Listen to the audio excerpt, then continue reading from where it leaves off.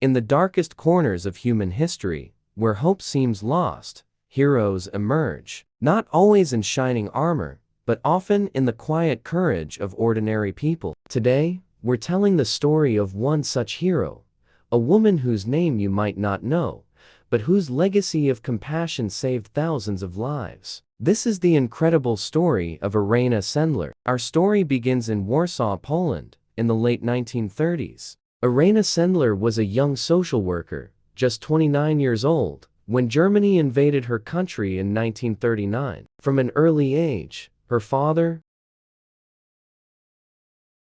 This principle would become the guiding light of her life. When the Nazis established the Warsaw Ghetto in 1940, trapping nearly 500,000 Jewish people in horrific conditions, Irena knew she couldn't stand by. As a social worker with the Warsaw's Social Welfare Department, she had a special permit that allowed her to enter the ghetto. Officially, she was there to inspect sanitary conditions and prevent the spread of disease. But unofficially, Irena was on a mission of life and death. Under the guise of her official duties, Irena and a network of courageous colleagues began smuggling food, medicine, and clothing into the ghetto. But as the situation grew more dire, with starvation and disease rampant, they realized that this was not enough. The only way to save lives was to get people out, especially the children. This was the beginning of one of the most daring and organized rescue operations of the Holocaust. Irena joined Agota, the Polish Council to Aid Jews,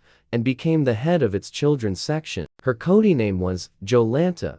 Her task was monumental: to smuggle Jewish children out of the ghetto and find them safe harbor on the Aryan side of Warsaw. The methods they used were ingenious and heart-wrenching. They smuggled babies and small children in ambulances, hidden under stretchers. They carried them out in coffins, potato sacks, and even toolboxes. Some children were sedated to keep them from crying at the worst possible moment. Others were let out through secret passages in basements or through the city's sewer system. One of the most common escape routes was through the old courthouse that straddled the ghetto and the rest of the city. Children would enter on one side and exit on the other with a new identity. Each escape was a terrifying gamble. German guards were everywhere, and the penalty for helping a Jewish person was instant death.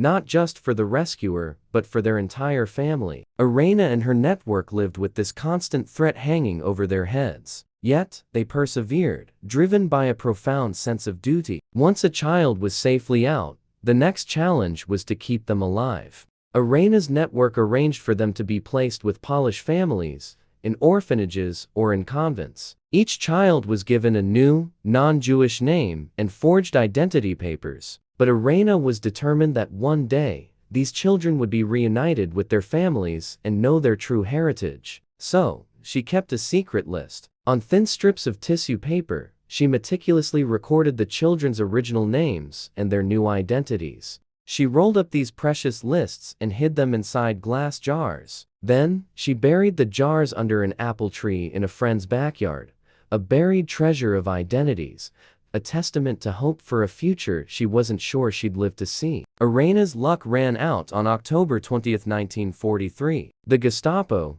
the Nazi secret police, had been tipped off. They stormed her apartment in the middle of the night. During the raid, Irena managed to toss the latest list of names to her friend, who hid it in her clothing, right under the noses of the Gestapo. Irena was arrested and taken to the infamous Pawiak prison. There, she was brutally tortured. Her legs and feet were broken, but she refused to betray her network or reveal the location of the children. She held onto her secret, knowing that thousands of lives depended on her silence. Despite the unimaginable pain, she gave them nothing. She was sentenced to death by firing squad. But her story wasn't over. On the day of her scheduled execution, members of the Agota network bribed a German guard. As she was being let out, the guard let her escape. On paper, she was officially listed as executed. Posters announcing her death were even put up around Warsaw. For the rest of the war, Irena Sendler lived in hiding, a ghost in her own city, but she continued her rescue work under a new identity. When the war finally ended in 1945, Irena went back to that garden and dug up the jars. The lists were still there. She had saved the names of over 2,500 children. She handed the lists over to the surviving Jewish committees, hoping to reunite the children with any relatives who might have survived the Holocaust. Tragically, most of their parents had perished in concentration camps like Treblinka, but because of Irena, the children themselves had survived. The communist government in Poland did not celebrate wartime heroes who weren't aligned with their ideology. She lived a quiet life, working as a social worker and raising her own family, never seeking recognition for her wartime heroism. To her, it was simple. She saw a need, and she acted. She once said, "Every child saved with my help is the justification of my existence on this earth, and not a title to glory." It wasn't until 1999 that her story reached a global audience, thanks to a group of high school students in Kansas, of all places. They were working on a history project and stumbled upon a brief mention of Irena Sendler. Intrigued, they dug deeper and were so moved by what they discovered that they wrote a play about her called Life in a Jar. The play brought international attention to Irena's story. She began to receive the recognition she had long deserved. In 2003, she was awarded Poland's highest honor,